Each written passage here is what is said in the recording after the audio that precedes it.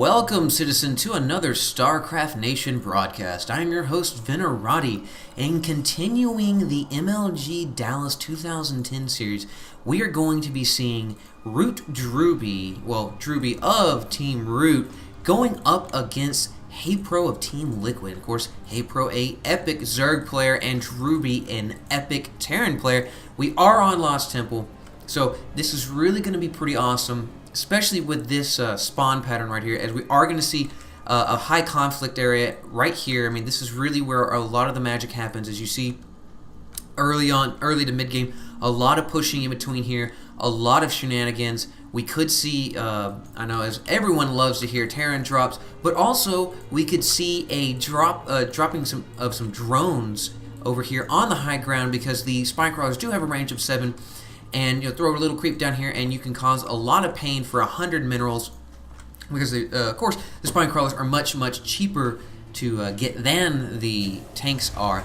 Now, right now, Drewbie, of course, is not choosing to block off his door with his supply depots. He is going to come over here, and he is going to be dropping a barracks. I'm going to go ahead and guess that he's going to be throwing down either a bunker or the tech lab right here, or a reactor, if he so chooses to do a Hellion harass. Now, right now we are seeing LiquidHaypro saving up for an early hatch, it appears. Yes, he is going to go ahead and bring a drone over here, and he's just about to have enough money to queue up the hatch, and yes, we do see a hatch going down. Meanwhile, we have both players just now scouting. Well, the Drewbie is just now throwing out an SCV, and of course LiquidHaypro had shot his overlord over here into what he was hoping to be the main of his enemy, but in fact was not. So he knows that Drewbie is not indeed there, but we do actually see Drewbie attacking with his SCV on that hatchery, so not happy about that situation. We do see Drewbie moving back with his SCV, choosing not to go into the main, but he's already pretty much gathered as much information as he needs, seeing that he does see the early expansion, is going to go ahead and guess that he's going to see a late spawning pool, because there would not be enough money to have a hatchery this far done and already have a spawning pool up and running unless you can completely cut drones. I don't even know if that's actually possible. Meanwhile, we don't have any sort of walling off yet. We do see a factory just now going down for Drewbie. We have the Marine on the ramp, denying the drone of any sort of scouting ability. So meanwhile, we do have the mule down, we do have the orbital command, we have one refinery, so we're probably not going to see any air units immediately coming from Drewbie, which is quite common, especially going up against the Zerg opponent. We've seen a lot of reinsertions of Banshees pushing in, and really just being a pain, because one Banshee will kill one Queen, and we only see, we have no Queens on the field just yet for HayPro, so that would be a good situation to catch HayPro off-footed. However, teching that far up does require a lot of sacrifice. He would not be able to get this natural expansion so early. So right now it looks like we are going to see a switch right here. As soon as this reactor goes up, pulls up the barracks, and is going to drop the factory on there, and it looks like we're going to see some Hellion harass. And yes, we do see 2 Hellions go ahead and queue up. Meanwhile, we have another SCV trying to figure out what's going on over here, but the Queen is not having that, and she dispatches that drone, or that that SCV with a great fistful of hatred. And we do have the spine crawler going ahead and digging in, moving up ever so slightly as it is done. And it does take so long for those spine crawlers to actually dig in. It is very painful as a Zerg player when you find yourself trying to dig in and units decide to show up. So we do see the connection of the 2 bases going, and we see that HayPro is going to try and go ahead and do that. And meanwhile, we have the first 2 of the Hellions showing up on the front door of LiquidHaypro's base, but Drewbie choosing not to actually push in with it, waiting for 2 more to finish up. And also noting that we have an armory almost done, so we're probably going to see Thors. If we see an armory drop down that soon, I'm going to go ahead and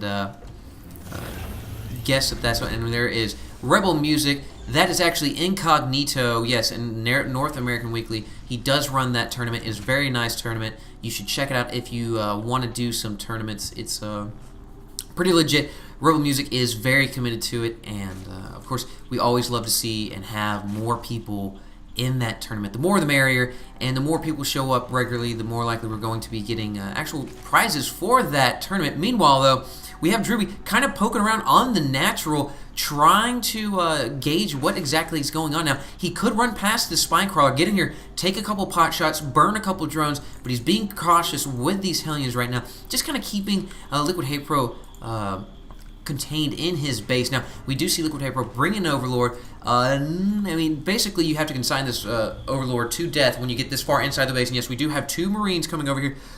LiquidHaypro sees that he's been spotted, but is not going to be enough as this Overlord is so slow. We have a total of 4 Marines coming in here, and we see, yes, the Overlord is actually dispatched. Now, let's see what LiquidHaypro got out of that.